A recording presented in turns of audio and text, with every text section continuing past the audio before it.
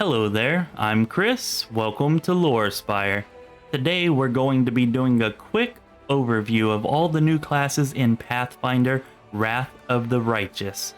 And I'm going to share some of my opinions and ideas on the classes along the way. I'm not going to take an in-depth look at the classes because that would take hours.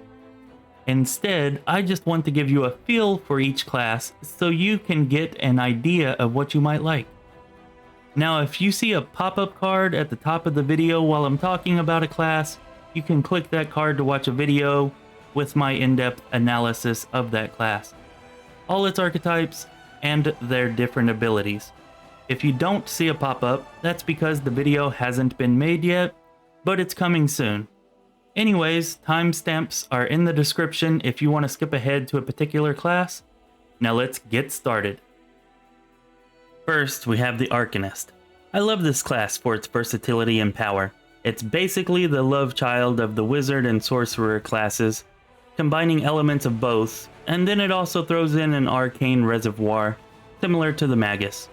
The Arcanist has access to a huge list of spells and inbuilt class mechanics that allow them to enhance those spells in powerful ways.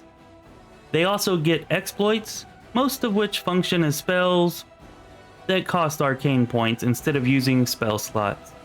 The only real downside to this class is that the exploits mostly rely on charisma to boost their DC, but the Arcanist's spells use intelligence for their DC.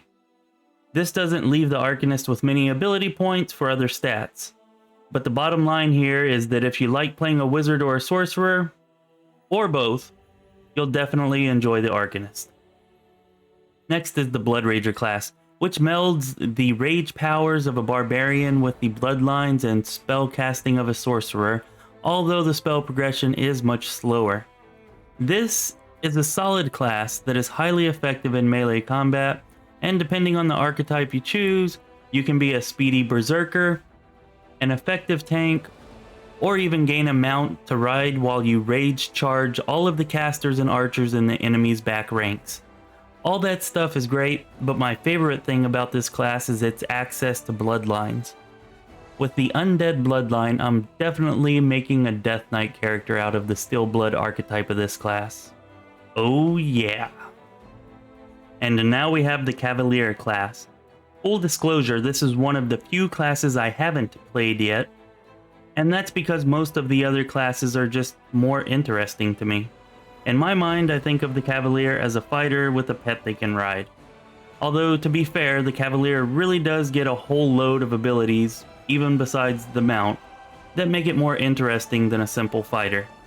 The Tactician, Banner, and Challenge abilities all provide a lot of utility, and pets are OP even for classes that can't ride them into battle. So the Cavalier should definitely be a strong class. And even I have to admit that riding a massive rampaging dinosaur through enemy ranks would be pretty damn cool. The Hunter is the only other class on this list that I haven't played yet. If you want a solid archer or melee combatant with lots of teamwork feats, a pet, and support magic, then this could be an interesting choice for you. Some of the Hunter archetypes do have some interesting flavor that could make for a cool backstory and some fun builds, but the base class is pretty lackluster in my opinion. Let me be clear, that doesn't mean that it's bad, just that I personally don't find it very interesting. The Divine Hunter archetype is by far the most enticing choice for a hunter in my opinion. Having an otherworldly pet that is either fiendish or celestial is way cooler than having a normal pet, and the whole divine angle opens up so many interesting backstory options. Expect a character build for the Divine Hunter at some point. Next, we have an awesome Divine Caster class, the Oracle. The Curse, Mystery, and Revelation mechanics provide interesting effects that can help you to really fine-tune what your Oracle can do well and not so well. These mechanics are thematic and class-specific, which make them great devices to build epic backstories around if you're into that kind of thing. Oracles have a lot of versatility and can actually do some really good damage for a support class if built correctly. The only thing not to like here is that their spell progression is just a little slow, with second level spells not coming until level 4, and then every 2 levels after that. We have a character build for the Oracle class that you can check out here if you like. The Shaman is another divine caster class. They don't get their magic from the gods, but rather from communing with spirits. They have a fast spell progression, gaining access to new levels of spells at every odd class level, and they have access to a hex ability. I love hexes because they give support characters something useful to do in battle besides fire a crossbow or swing a sword that mostly misses. Chain hexing enemies can be a really powerful strategy at times. Overall, shamans are a good support class that can heal, buff, and crowd control, or even participate in melee combat if necessary. Now, the Skald class is a class that has a lot going on. It's basically a cross between a barbarian and a bard.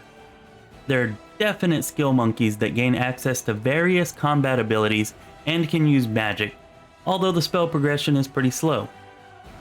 Skalds can also induce rage effects in your entire party and provide various buffs or debuffs with their songs. I find the Demon Dancer archetype particularly interesting, as their songs can cause the entire party to start growing demonic appendages and taking on fiendish characteristics. I think the Demon Dancer might pair quite nicely with the Devil Mythic Path, and I definitely have this on my list of builds to try out. Anyways, if you ever found yourself playing Kingmaker, wishing Amiri was singing a jaunty tune as she decapitated her enemies, then you might want to try out the Skald class. Here we have the Warpriest, which just might be the best of the new melee classes. After the Bloodrager, it's certainly the one that I've played the most. A Warpriest is a lot like a Paladin, if a Paladin were more like a Cleric. They make great frontline fighters with abilities to enhance their weapons and armor. Their spell progression is slow, but good enough to provide a useful amount of healing and support. They can also channel energy and gain multiple blessings that provide an extra layer of specialization. I particularly like the Proclaimer archetype, as it gains multiple abilities that make it especially good against evil outsiders, aka demons. And of course, we saved the best for last. Well, it's probably not the best class, but the Witch is the class I'm currently most excited to play. The Witch is an arcane caster class that can use hexes. Their spell list is a little bit limited, but they have a fast spell progression, and the hexes more than make up for their limited spell choices in my opinion. A Witch also starts with a patron, which is a mysterious force from which the Witch gains extra spells at certain levels. Different patrons provide different spells. The Witch gets access to a lot of debuffs in the form of spells and hexes, and a large percentage of the Witch's spells are necromancy spells, making the Witch class a natural choice for a necromancer. It's also one of only 2 classes, along with the Shaman, that can access the Winter Witch Prestige class. So which of these new classes are you most excited for, and which would you most like to see an in-depth review of? Let me know in the comments section below, and be sure to like and subscribe while you're down there. This has been Chris with Lorespire. Have an awesome day.